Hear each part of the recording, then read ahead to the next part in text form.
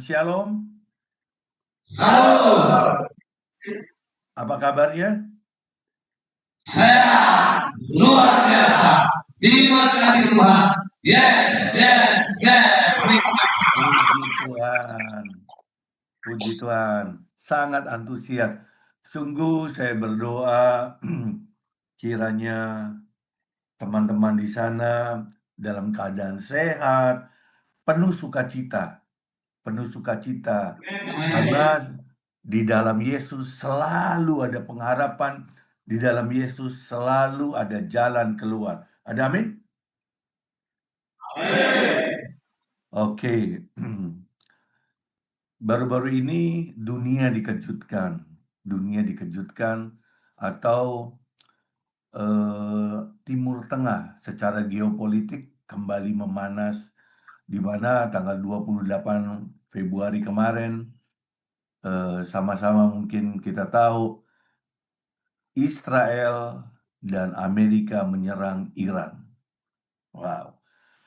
Yang menyebabkan pemimpin Iran tertinggi Ayatullah Khomeini dan beberapa para pejabat tingginya itu meninggal di tempat karena bom yang diluncurkan oleh Israel dan Amerika. Nah, jadi kemudian beberapa hari kemudian Iran kembali membalas dengan membom beberapa pangkalan militer Amerika yang ada di Dubai, di Doha, dan di Manama.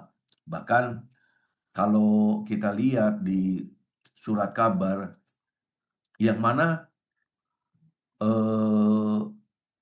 putra mahkota Arab Saudi pun mendeklar dia pro kepada Amerika. Terus kemudian ada Presiden Palestina, dia juga mengecam serangan dari Iran. Jadi ya kacau balau mungkin ya keadaan di Timur Tengah sekarang. Dan kenapa saya katakan ini?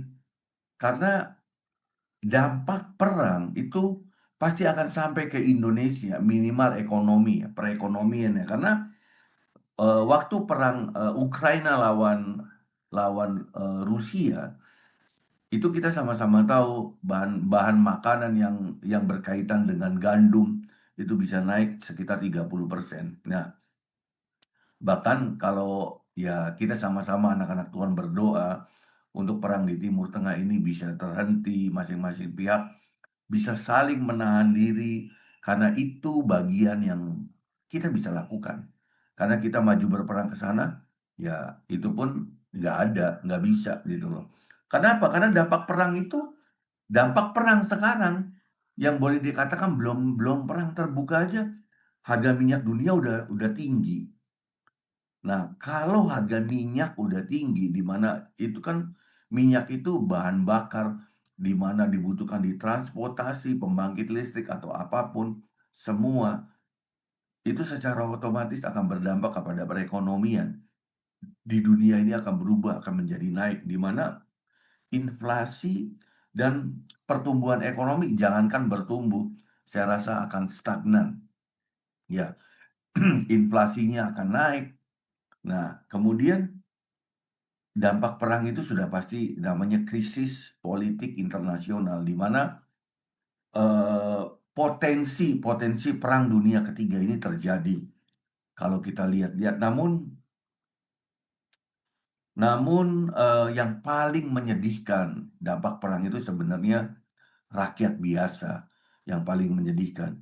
Mereka nggak mengerti apa-apa, mereka hanya menjadi warga negara satu negara, tahu-tahu keserempet, ya kan, keserempet mortir, keserempet rudal, akhirnya rumahnya atau dia harus kehilangan nyawa. Jadi sekali lagi saya katakan, kita anak-anak Tuhan, kita harus benar-benar sungguh-sungguh berdoa supaya perang di sana itu setidaknya ya jangan lama-lama lah, atau tidak jadi malahan. Nah itu. Oke, namun saya mau katakan apapun itu, semua sudah ditulis di Alkitab. Bahkan kalau kita baca di Markus 13 ayat 31, di mana dikatakan langit dan bumi itu akan berlalu, tetapi perkataanku tidak akan berlalu. Jadi apa? Jadi Tuhan sudah nulis melalui para nabinya. Tuhan sudah berkata-kata bahwasannya dunia tidak akan menjadi lebih baik, bahkan langit dan bumi akan berlalu. Tapi puji Tuhan, kita sebagai anak-anak Tuhan, ada sesuatu yang bisa kita pegang dalam hidup kita yang tidak akan pernah berlalu, tidak akan pernah hilang, yaitu apa? Perkataan Tuhan, yaitu firman Tuhan. Jadi untuk itu kita anak-anak Tuhan nggak perlu terlalu takut ya. Saya katakan ya, ketakutan secara manusiawi pasti ada lah.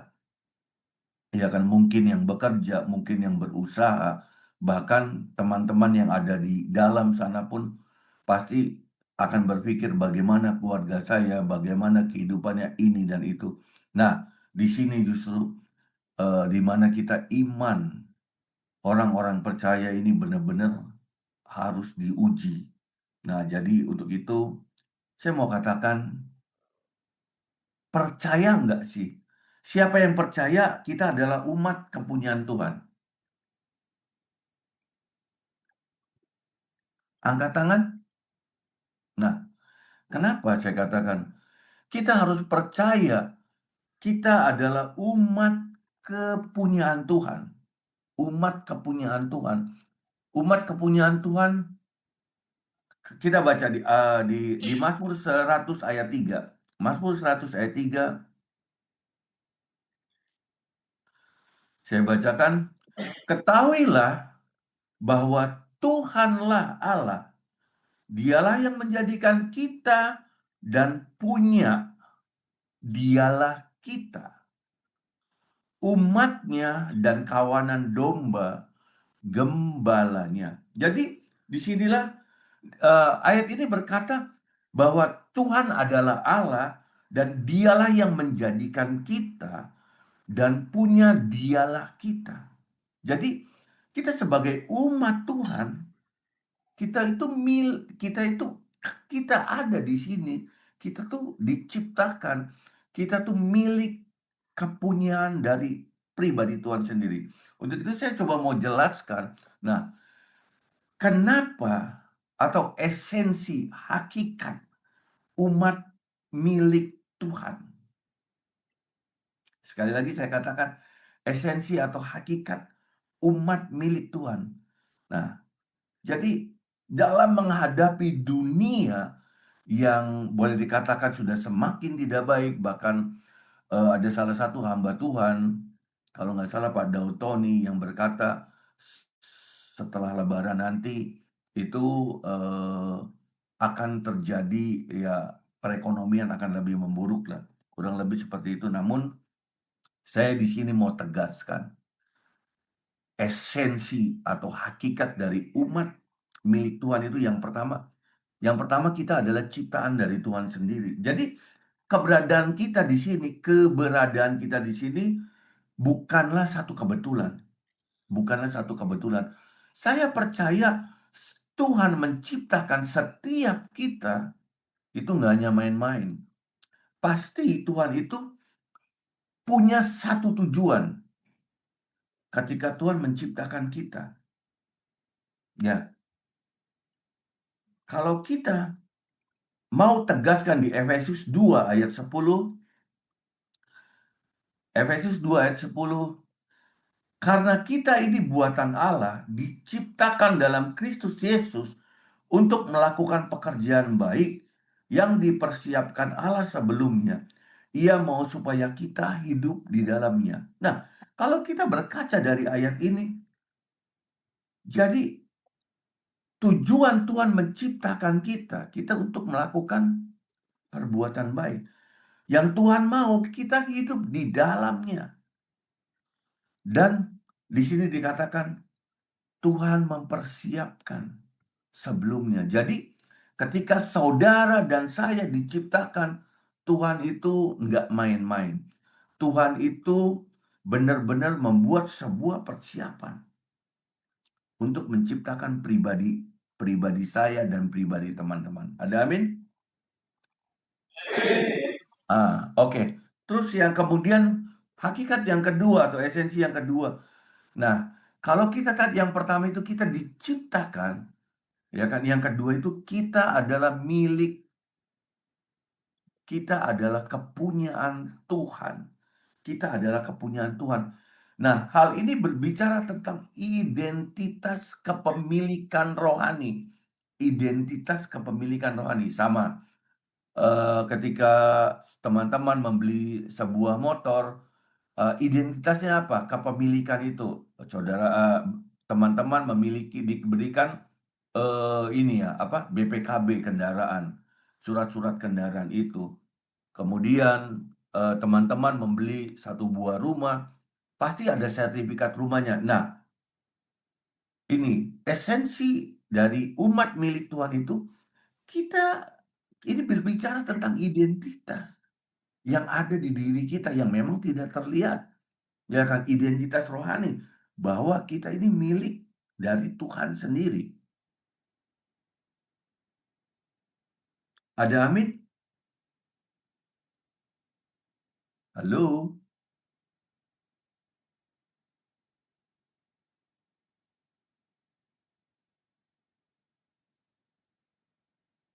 Halo Medan?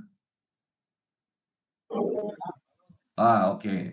Saya teruskan ya. Jadi bicara tentang identitas, identitas kepemilikan. Nah, artinya apa? Artinya kita itu berada di bawah otoritas dan kedaulatan Tuhan.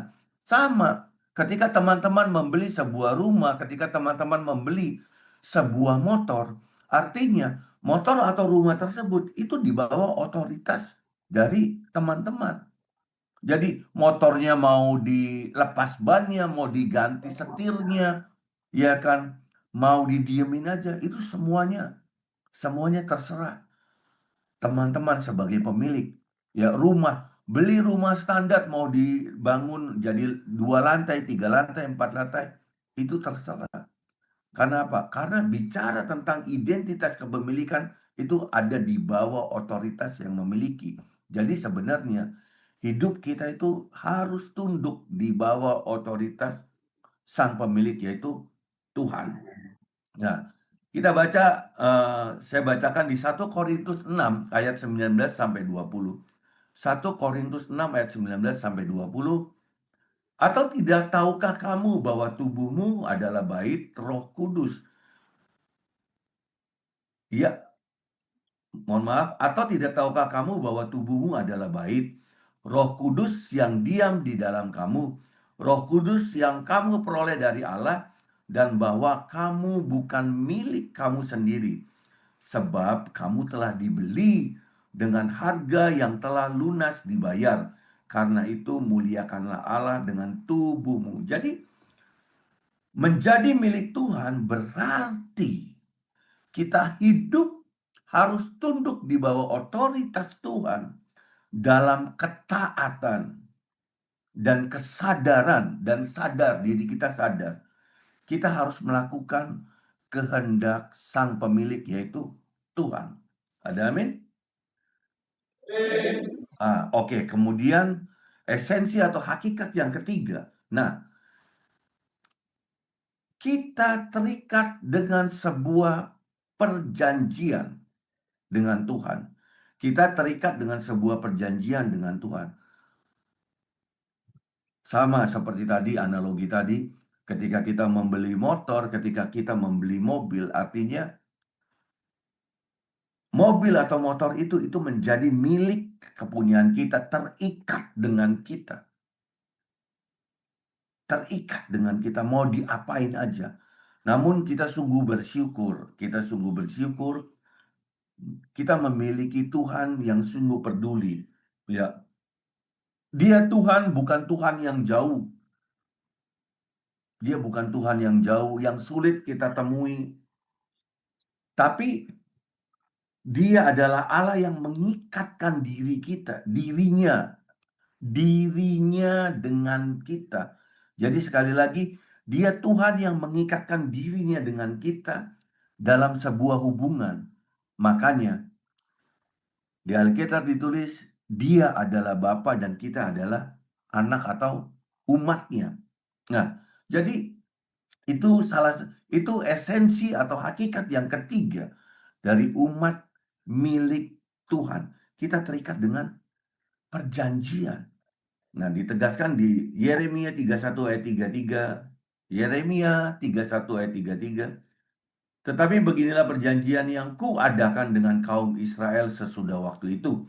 Demikianlah firman Tuhan, aku akan menaruh Tauratku dalam batin mereka dan menuliskan dalam hati mereka, maka aku akan menjadi Allah mereka dan mereka akan menjadi umatku. Nah, jadi bicara tentang kita terikat dengan sebuah perjanjian dengan Tuhan, jadi menjadi umat milik Tuhan itu artinya apa? Artinya hidup dalam sebuah hubungan yang aktif tentunya. Ya, kita sama-sama tahu kita mau terhubung dengan Tuhan itu sangat mudah sekali. Kita boleh berdoa dimanapun, kapanpun, dengan cara apapun. Kita baca firman, mau kapanpun, dimanapun, silakan aja. Jadi menjadi umat Tuhan itu berarti kita hidup dalam sebuah hubungan yang aktif. Kemudian ada kesetiaan. Tuhan tidak pernah mengingkari dia adalah Allah yang setia, meskipun kita tidak setia. Dan kita harus berkomitmen kepada dia. Jadi menjadi umat Tuhan itu berarti hidup dalam hubungan aktif, setia, dan berkomitmen kepada dia. Ada amin? Saya sungguh berharap setiap kita benar-benar bisa berkomitmen dalam mengikut Allah. Kita benar-benar bisa berkomitmen untuk terus memegang teguh iman kita dan terus percaya bahwa Yesus adalah Tuhan dan Juru Selamat, dan Yesus adalah satu-satunya jalan yang akan membawa kita kepada Bapa di surga. Oke, yang keempat, hakikat atau esensi yang keempat, di mana umat milik Tuhan itu harus bergantung sepenuhnya kepada Tuhan. Harus bergantung sepenuhnya kepada Tuhan. Coba teman-teman katakan 1, 2, 3. Harus bergantung sepenuhnya kepada Tuhan. Amin. Nah, kita diibaratkan sebagai domba yang bergantung kepada gembalanya.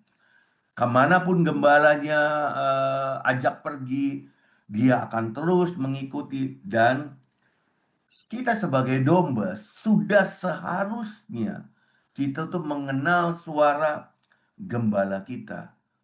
Nah, seperti di Mazmur 23. Mazmur 23, kalau kita mau baca semua dan kita nyanyikan, Tuhan adalah gembalaku, takkan kekurangan aku. Jadi domba itu nggak bisa cari makan, cari tempat yang benar-benar berumput hijau atau bagus. Domba itu tidak bisa. Dia itu mau minum, dia hanya menggunakan insting, dia haus, dia minum. Dia nggak akan tahu apakah itu arus deras, apakah itu sungai itu berbahaya dalam ini dan itu. Nah, makanya kalau dikatakan semua di Mazmur 23 itu, yang kita nyanyiin, Tuhan adalah gembalaku dan takkan kekurangan aku. Jadi artinya ketika kita benar-benar bergantung pada Tuhan, artinya apa? Artinya Tuhan yang akan ambil seluruh hidup kita. Nah, jadi benar-benar kita tuh harus menyerahkan hidup kita bergantung penuh dalam pemeliharaan Tuhan, dan kita percaya ketika itu kita lakukan, maka Tuhan yang setia itu akan terus mencukupkan. Seperti di Mazmur 23 ayat 1. Tuhan adalah gembalaku, takkan kekurangan aku. Jadi sungguh saya berharap kepada kita semua, kita mengerti apapun lah, apapun kenyataan yang akan kita dengar, kenyataan yang akan kita hadapi, karena ya suka atau tidak suka, memang kita sudah hidup atau kita ada di posisi di penghujung akhir zaman ini, di mana kita harus benar-benar memegang teguh esensi, kita harus benar-benar mengerti hakikat kita sebagai umat milik Tuhan, di mana kita adalah ciptaannya. Kemudian kita adalah kepunyaan Tuhan sendiri. Kita terikat dengan sebuah perjanjian dan kita harus bergantung sepenuhnya dengan Tuhan. Oke, saya berharap teman-teman benar-benar mau menyerap. Teman-teman benar-benar mau mengunyah, mencerna setiap firman yang disampaikan di dalam setiap hari. Mungkin saya sepertinya minimal dua kali ibadah kan di dalam setiap hari. Eh, jadi jangan biarkan firman itu berlalu begitu aja. Jadi ayo serap. Karena teman-teman mungkin di dalam banyak waktu untuk baca firman, banyak waktu untuk berurusan dengan Tuhan. Please, berurusanlah dengan Tuhan. Please, bacalah firman. Karena apa? Karena dunia yang mungkin ketika teman-teman masuk ke sana dan nanti keluar yang 5 tahun, yang 7 tahun, itu dunianya sudah berbeda. Dunianya sudah berbeda. Yang pasti akan lebih maju, akan lebih canggih. Nah, seperti itu. Nah, saya mau katakan, hari ini saya mau bagikan bagaimana cara hidup umat milik Tuhan nih. Bagaimana seharusnya kita hidup. Karena tadi saya bagikan sebuah esensi, sebuah hakikat yang berujung pada apa? Sebenarnya pada jaminan yang Tuhan berikan dalam kehidupan kita. Kita sebagai umat miliknya ya pasti dijamin oleh Tuhan. Sama ketika teman-teman memiliki motor atau memiliki rumah, pasti teman-teman akan berusaha merawatnya, akan berusaha bawa ke bengkel ketika rusak, ya akan memperbaikinya, akan memperindah. Nah, sekarang saya mau bagikan bagaimana cara hidup umat Tuhan. Nah, yang pertama, cara hidup umat Tuhan, dia harus sadar, sebenarnya tuh siapa kita ini. Artinya hidup dalam kesadaran identitas. Sekali lagi saya katakan hidup dalam kesadaran identitas. Identitas kita siapa? Ya kita milik Tuhan. Kita anak Tuhan. Kita orang percaya. Jadi kita harus sadar hidup kita. Kita tuh memiliki identitas seperti itu. Kalau kita baca di 1 Petrus 2 ayat 9. 1 Petrus 2 ayat 9. Tetapi kamulah bangsa yang terpilih. Ingat, bangsa yang terpilih. Imamat yang rajani, bangsa yang kudus. Umat kepunyaan Allah sendiri.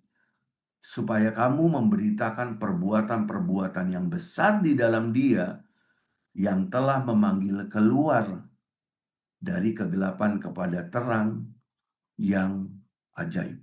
Nah, jadi hidup dalam kesadaran identitas artinya apa? Artinya kita sebagai anak-anak Tuhan, kita sebagai umat pilihan Tuhan, sebagai bangsa yang terpilih ini, cara hidup kita harus berbeda dengan mentalitas mentalitas dunia. Cara hidup kita harus berbeda dengan cara hidup orang dunia. Setuju? Karena ketika ketika kita ada di luar negeri lah, ya suatu saat saya percaya teman-teman semua dikasih kesempatan ke Israel lah, mengunjungi tanah perjanjian lah. Nah, di mana identitas kita adalah warga negara Indonesia. Kita bawa paspor Indonesia. Nah, ternyata kita di Israel kita mencuri dan kita ketangkep. Kita ketangkep. Nah, secara otomatis akan ada sebuah kenangan, ya, ada sebuah ingatan yang buruk dari orang yang menangkapnya. Ih, orang warga negara Indonesia ketangkep mencuri barang, mencuri mie lah. Itu kan identitas. Identitas kita sebagai warga negara Indonesia kita akan tercoreng. Sama. Ketika kita mengaku, ketika kita dimiliki oleh Tuhan, artinya identitas kita adalah identitas anak Tuhan. Jadi hidup kita nggak boleh sama. Karena apa? Karena akan mencoreng identitas kita.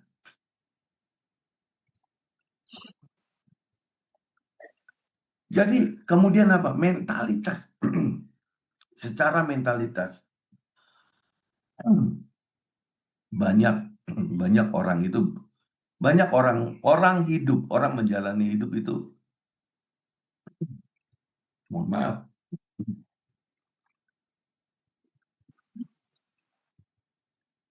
banyak orang hidup hanya mendengarkan atau menunggu pendapat dari orang. Makanya kalau kita mau lihat, kebanyakan orang itu selalu mikirin gengsi, mikirin penampilan. Kita manusia itu cenderung mencari hal-hal seperti begitu, pujian-pujian semu, pujian-pujian semu. Jadi kita banyak orang lah, banyak orang itu merasa senang dibilang, wih kamu baik sekali, wih kamu kaya, wah kenalan kamu orang hebat nih, orang hebat. Kemudian apalagi, wah kamu terkenal sekarang, dan lain-lain. Nah, kebanyakan, bahkan anak-anak Tuhan pun, mereka mau gitu memakai identitas dunia. Identitas dunia. Mereka mau. Mereka butuh pujian. Mereka butuh sanjungan. Mereka mau dianggap kaya. Yang paling gampang, bulan ini saya percaya, penjualan motor dan mobil itu secara leasing itu akan meningkat. Karena apa? Karena sebentar lagi Lebaran, di mana Lebaran itu budaya mudik itu selalu ada dalam setiap tahun. Nah, di mana kita orang Indonesia itu senang dikatakan kaya, senang dikatakan berhasil. Jadi saya hidup di Jabodetabek, tepatnya saya di Tangerang. Nah, kalau musim Lebaran ini saya melihat di mana semakin hari jalanan semakin sepi sampai hari hanya sampai H+7 itu sepi, kemudian baru mulai bertambah lagi dan akhirnya balik lagi kepada kemacetan seperti biasanya. Jadi ya seperti begitu. Banyak anak-anak Tuhan itu yang mau menikmati pujian. Banyak anak-anak Tuhan itu yang hanya mau menikmati apa ya, kata-kata yang manis, yang enak didengar oleh telinga. Jadi sungguh saya berharap, ya kan, karena kita adalah orang-orang yang dipilih, kita harus sadar identitas kita itu siapa. Karena identitas kita adalah anak Tuhan. Kemudian yang kedua, cara hidup sebagai umat Tuhan. Yang kedua, menyerahkan hidup sepenuhnya kepada Tuhan. Menyerahkan hidup sepenuhnya kepada Tuhan. Kalau kita baca di Roma 12 ayat 1, di mana Rasul Paulus berkata, karena itu saudara-saudara, demi kemurahan Allah, aku menasihatkan kamu, supaya kamu mempersembahkan tubuhmu sebagai persembahan yang hidup, yang kudus, yang berkenan, kepada Allah. Itu adalah ibadahmu yang sejati. Nah, jadi Paulus berkata, persembahkanlah tubuhmu sebagai persembahan yang hidup, yang kudus, yang berkenan kepada Allah. Ingat, berkenan kepada Allah, bukan berkenan kepada manusia. Setuju? Berkenan kepada Allah. Ya. Berapa banyak kalau kita mau kasih analogi anak-anak Tuhan sekarang, kalau ada panggilan, dari mungkin bosnya atau sekarang kalau kita dipanggil oleh Bapak Presiden kita lah, Bapak Prabowo Subianto, siapa yang berani terlambat? Saya percaya tidak akan ada satu orang pun yang berani terlambat ketika kita dipanggil Bapak Presiden kita, Bapak Prabowo.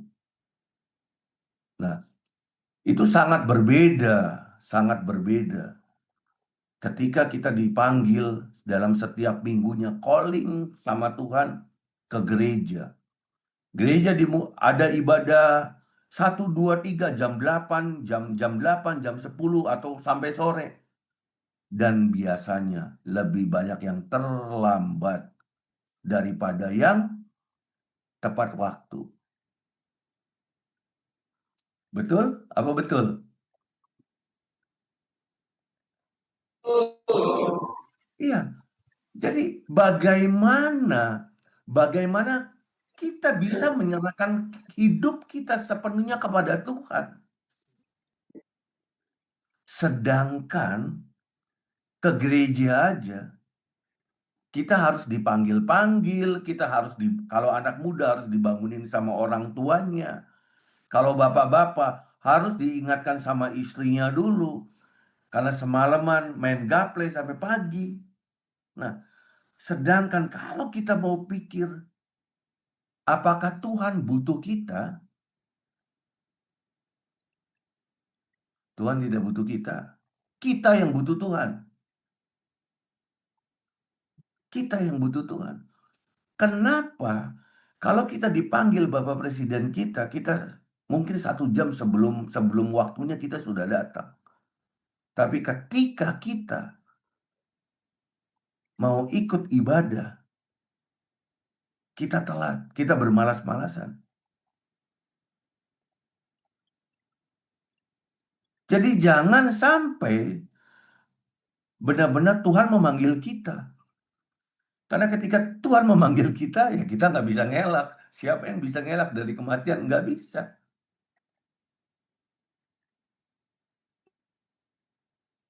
Jadi saya sungguh berharap untuk langkah pertama aja, langkah pertama. Bagaimana cara menyerahkan hidup sepenuhnya kepada Tuhan? Please hargai ibadah. Please baca yang namanya firman.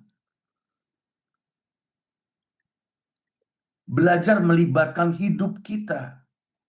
Belajar melibatkan Tuhan dalam hidup kita. Saat kita mau bertindak, saat kita berpikir, coba. Kan dia Tuhan yang dekat, bukan Tuhan yang jauh. Tuhan yang selalu ada bersama dengan kita, bahkan dikatakan Immanuel. Allah yang selalu bersama dengan kita. Boleh dong ketika kita mau mengambil sebuah keputusan di dalam hidup Tuhan. Menurut Tuhan bagaimana ya? Kita nggak harus kok kita masuk berdoa itu ke ruangan yang tersendiri, yang jauh, datang ke gereja ini dan itu. Kita bisa mungkin di rumah, di taman, di kebun, di tempat makan. Bahkan kita sambil mandi pun ketika kita kepikiran Tuhan bagaimana ya? Saya harus ambil keputusan seperti ini. Menurut Tuhan bagaimana ya? Tuhan kalau saya salah langkah, ampuni saya dan tolong Tuhan rekayasa Tuhan. Semuanya menjadi kebaikan buat saya. Pernahkah kita seperti begitu? Atau kita ya biasa aja. Kita mau beli aja, mau memutuskan segala sesuatu ya udah. Karena kita mampu, karena kita bisa, karena kita berkuasa. Atau apapun.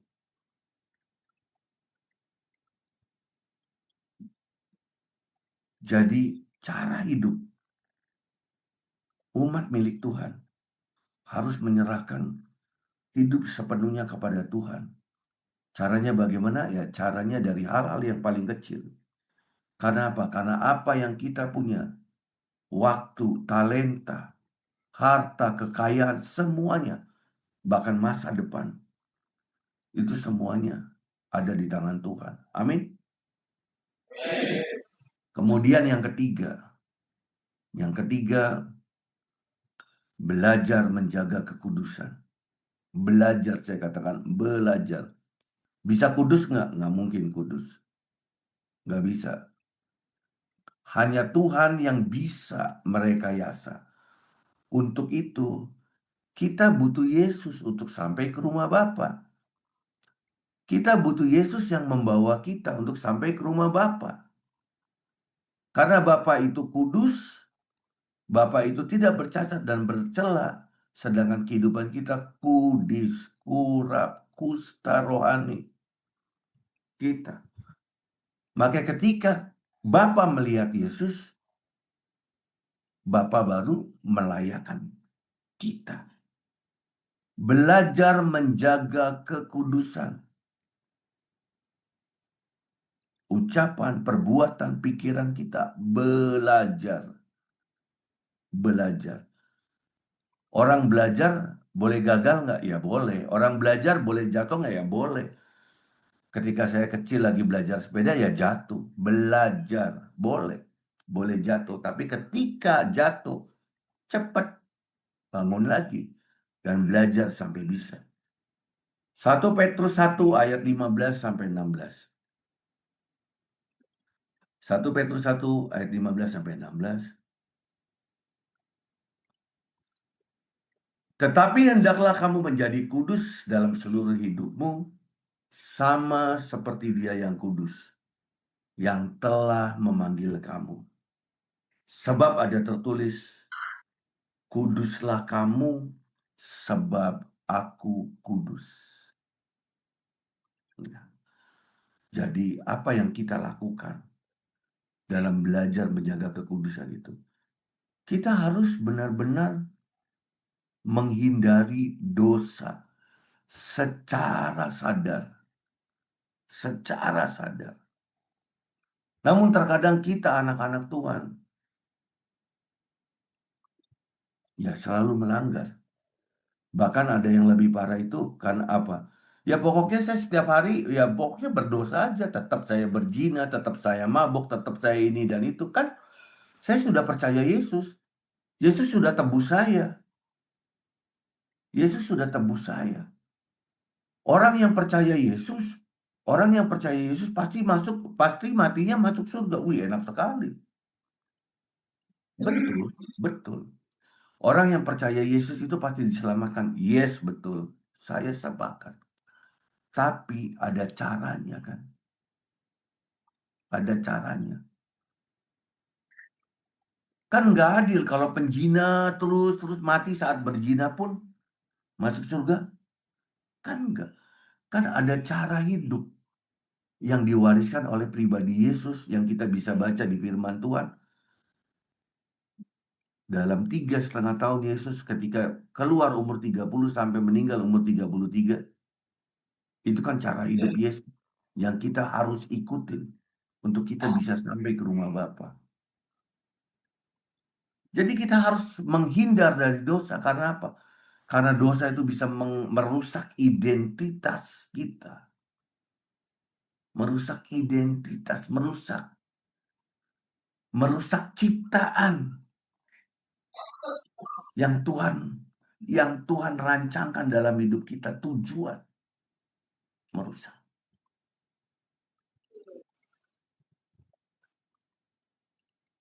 Kita memiliki muka seperti begini kalau kita berkaca gitu. Anggaplah dosa itu sebuah apa ya, garis-garis hitam atau corengan-corengan. Kalau kita terus membiarkan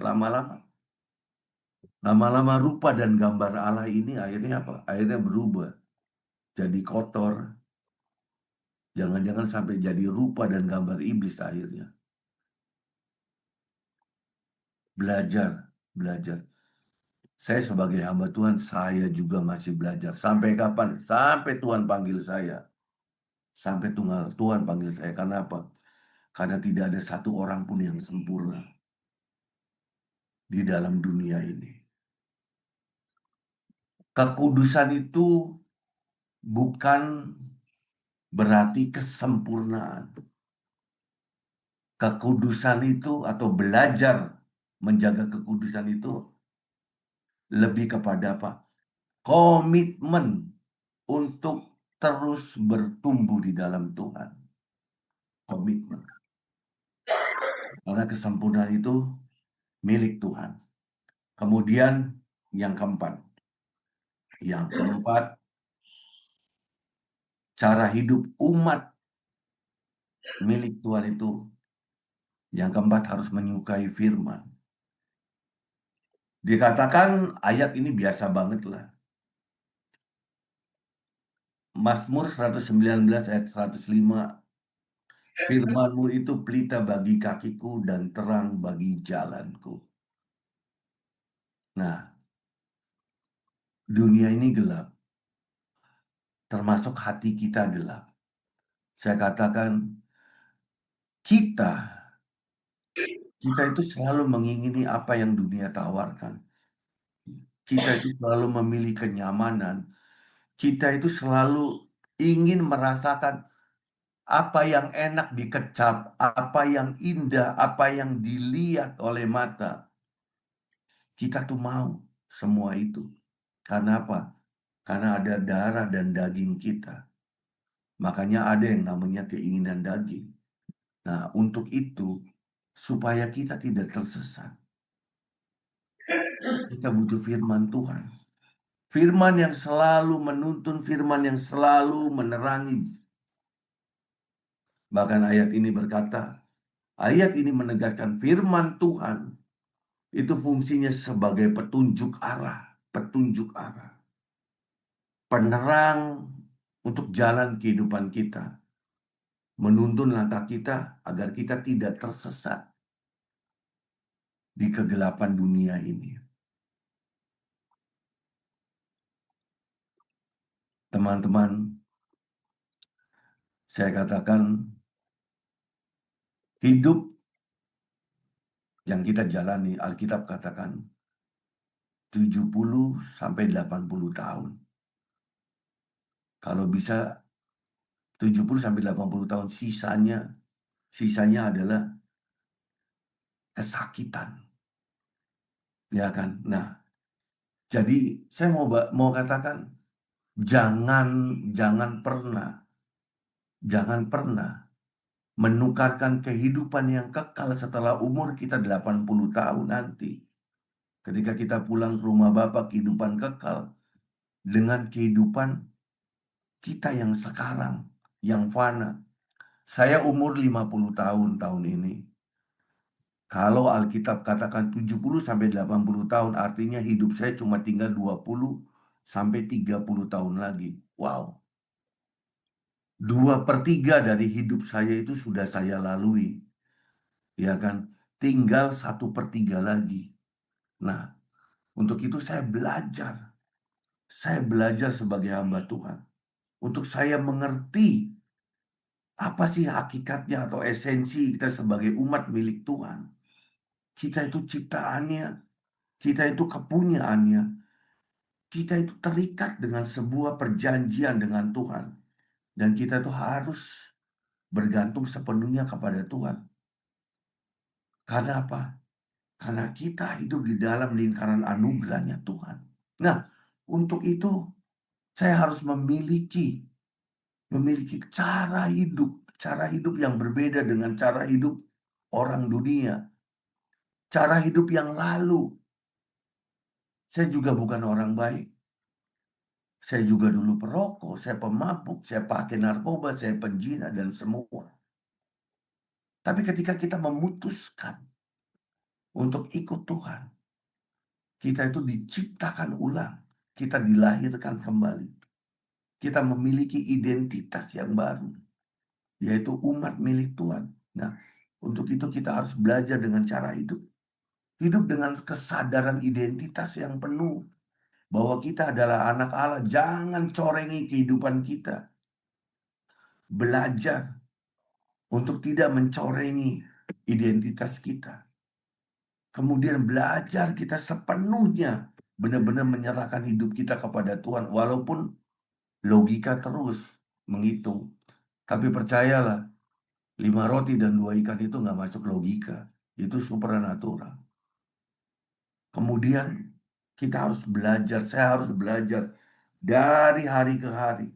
Belajar untuk terus menjaga kekudusan hidup. Dan setiap hari harus menyukai firman. Suka nggak suka, capek, lelah, ngantuk, atau apapun.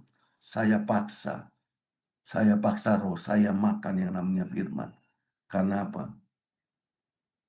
Karena saya tahu saya bisa tersesat tanpa firman itu. Jadi, apapun yang terjadi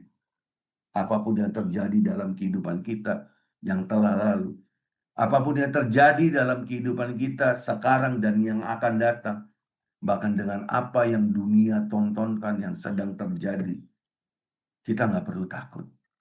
Karena kita adalah umat milik Tuhan. Umat yang hidup dalam perjanjian dan jaminan Tuhan. Ada amin?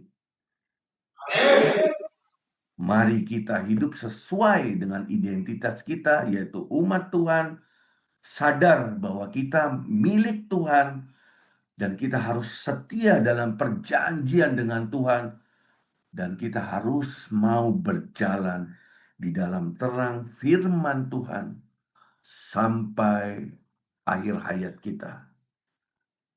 Amin. Tuhan Yesus memberkati. Mari kita berdoa. Bapak, apakah sekalian doa penutup, doa berkat? Oke. Doa penutup dan doa berkat. Oke, kalau gitu saya ajak semua jemaat berdiri. Dan saya tutup ibadah ini. Bapak, di dalam nama Tuhan Yesus Kristus, terima kasih Tuhan buat Engkau yang berbicara melalui hamba-Mu yang bodoh ini Tuhan. Terima kasih buat Engkau yang kembali mengingatkan Tuhan esensi atau hakikat kami Tuhan sebagai umat-umat-Mu Bapa. Dan terima kasih Tuhan buat Engkau yang kembali mengajar Tuhan, mengingatkan kami untuk kami boleh memiliki cara hidup yang benar Tuhan sebagai umat-Mu. Tuhan, kami tahu Tuhan betapa banyak kedagingan kami. Kami tahu betapa banyak kelemahan kami. Dan kami tahu Tuhan betapa kami mengingini apa yang dunia tawarkan. Untuk itu Tuhan, gandeng tangan-tangan lemah ini Tuhan. Tetapkan langkah-langkah setiap kami Tuhan. Kalau perlu Tuhan, gendong kami Tuhan. Ketika kami mulai menyerah, ketika kami mulai membangkang, seret kami Tuhan. Pastikan Tuhan, setiap kami ada di jalan-jalan destiny-Mu Tuhan. Terima kasih Tuhan, hamba-Mu selesai berkata-kata, namun hamba-Mu percaya Engkau Allah Roh Kudus yang terus mengembusi, terus bekerja, terus menemani setiap kami Tuhan yang ada di luar dan teman-teman yang ada di dalam sana Tuhan. Sampai waktu Engkau memanggil setiap pribadi Tuhan untuk pulang ke surga Tuhan. Dan mari jemaat angkat kedua tanganmu dan terimalah berkat dari Tuhan. Biarlah tangan Bapa sendiri yang menggandeng menuntun setiap kita untuk masuk dalam lingkaran anugerahnya. Dan biarlah cinta kasih dari Tuhan Yesus Kristus itu yang memeluk kita, meradiasi kehidupan kita, sehingga menghabisi semua yang tidak berkenan di mata Tuhan. Dan biarlah perjalanan yang manis, pembelaan dari Allah Roh Kudus, itu menyertai kehidupan kita sampai selama-lamanya. Dan terimalah berkat daripada Tuhan, diberkatilah kesehatanmu, diberkatilah keluargamu, diberkatilah anak-anakmu, diberkatilah usaha pekerjaanmu. Dia Tuhan Allah sendiri yang akan menjamin kehidupan kita dan mencurahkan berkat jasmani, berkat rohani, bahkan berkat materi terlebih, cinta, kasih dan anugerah mulai hari ini sampai Maranatha Tuhan datang kedua kalinya. Di dalam nama Tuhan Yesus Kristus, setiap kita yang telah menerima berkat Tuhan, mari kita sama-sama katakan, Tuhan Yesus memberkati. God bless you all.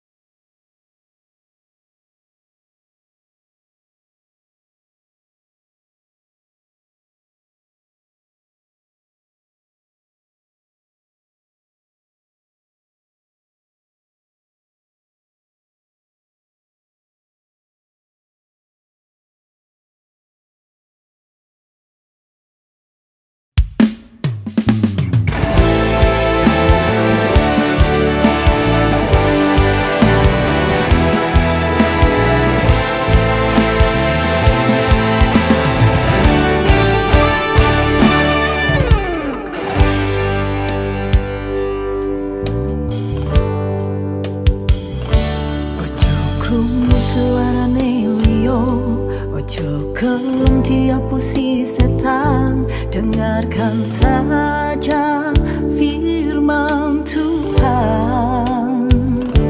Ojo krungu suarane liyo, ojo gelem diapusi setan. Dengarkan saja